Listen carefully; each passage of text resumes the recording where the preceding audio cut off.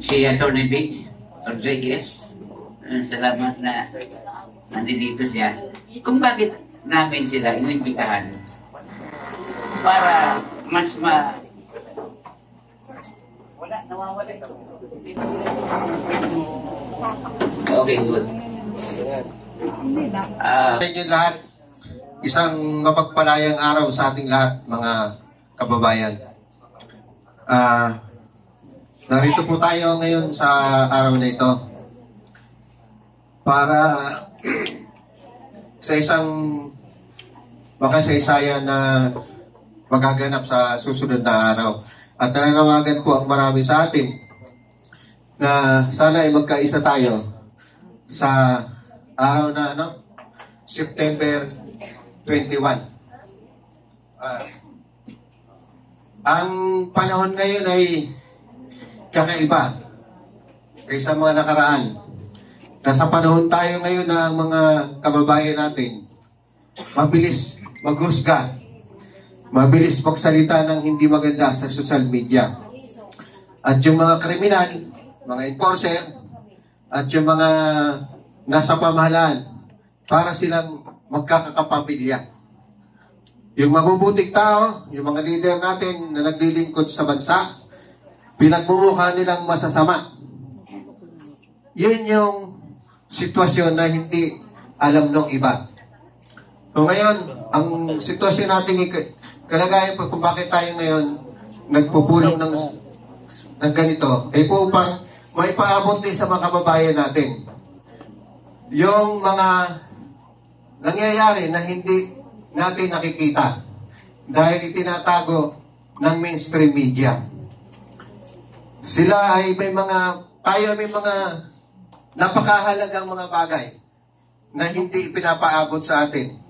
Maswerte tayo, nandito si Atty. Rodriguez, si Agent Morales, na hindi tumanggap ng tatamaan sana sa loto na kung ilang daang milyong kapalit ng mamamayang Pilipino. Palakpakan po natin sila.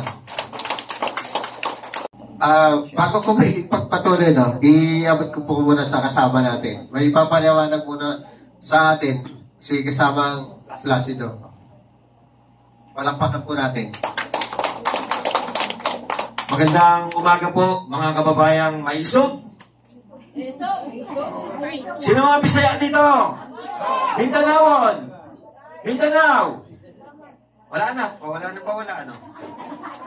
Okay, una po sa lahat, kami po sa Hakbang na Maisog ay nagpupugay at nagpapasalamat ng taus-puso at nagsama-sama ngayon tayong umaga dito. No, marahil, nung kayo po ay papunta dito, medyo blanco pa ho tayo. Saan pa tayo pupunta? Samantalang yung iba naman po, may idea na pinatawag tayo ng leader natin at maaaring nabanggit na ang hakbang ng Maisog. Okay? Pero para mas maintindihan po natin habang lumalalim tayo mamaya at bakit po naandito ang ating mga pinagpipitagang bisita, sa pangunguna po yan ng ating dating Executive Secretary ni BBM, palakpakan po natin Atty. Vic Rodriguez. At nandito rin po ang ating bagong bayani, ang ex-PIDEA agent, na mula noon hanggang ngayon ay lumalaban kontra droga. Palakpakan po natin si Tito Jonathan Morales. At lahat po ng leaders natin, kayo po, may mga nakaupo dyan, mga leaders din po natin. Papaunawa muna po, ano po ba ang hakbang na Maisog? Paano po ba tayo nagsimula? At ano po ba yung mga maling pananaw dito sa hakbang na Maisog? Kasi kailangan po natin iklaro ito. Okay? So magsisimula po tayo, balik po tayo doon sa panahon ng eleksyon ng 2022 na nagkaroon po tayo ng tinatawag na Uniteam. Dahil naniwala po tayo na ang dating Presidente Rodrigo Roa Duterte, sa kanya lang po natin naranasan yung totoong pagbabago. Naramdaman niyo po ba? Yes! Okay, paangat na po ang Pilipinas. Inuna po niya ang usapin, ang matagal ng problema ng Pilipinas. Ano po yun? Droga at komunista. No, yan po yung dalawang mahalagang bagay na inuna niya nung kanyang termino. Yan po ang naging direksyon tunguhin ng kanyang administrasyon sapagkat naniniwala po ang dating Pangulong PRRD na bago po umunlad ang isang bansa, kailangan po wakasan ang mga issue na may kinalaman sa pumipigil para tayo ay umangat. At yan nga po ang usapin sa droga at usapin sa komunista. So naniwala po ang ating Vice Presidente. Wala namang planong tumakbo eh. Naniwala po dahil inakala niya na magkakaroon talaga ng continuity at unity ang ating bansang Pilipinas at magpapatuloy ang pagbabago na nasimulan. Kaya nga lang po, pagkatapos po ng eleksyon, mamaya napakahalaga pong mapakinggan nyo si Attorney Pig. Because siya po talaga yung kingmaker. Bakit po naupo si BBM?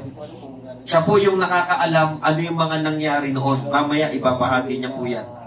Pagkatapos po niyan, simula nung naupo, wala na pong tumayong oposisyon. Pansinin niyo po ngayon, meron po bang nagsasalita patungkol sa mga nangyayari sa ating bansa? Ang mga natitirang komunista, terorista, na pilit itinatanggi at galit na galit sa salitang red tagging ay nandiyan po sa Kongreso at Senado. Sila po ang isa sa mga nagpapagulo sa Pilipinas. Kiniklaim nila na sila po ang oposisyon. Pero sa totoo lang, ano po ba ang ino-oppose nila?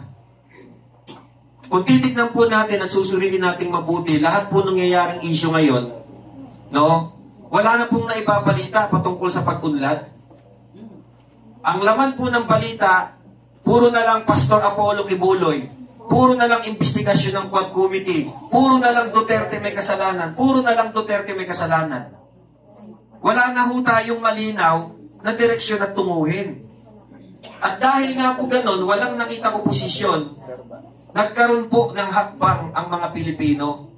It so happened, nagkaroon po tayo ng tinatawag na symbolical figure. Sino po yung symbolical figure natin? Si Tatay Digong. Hinahanap po natin yung liderato niya.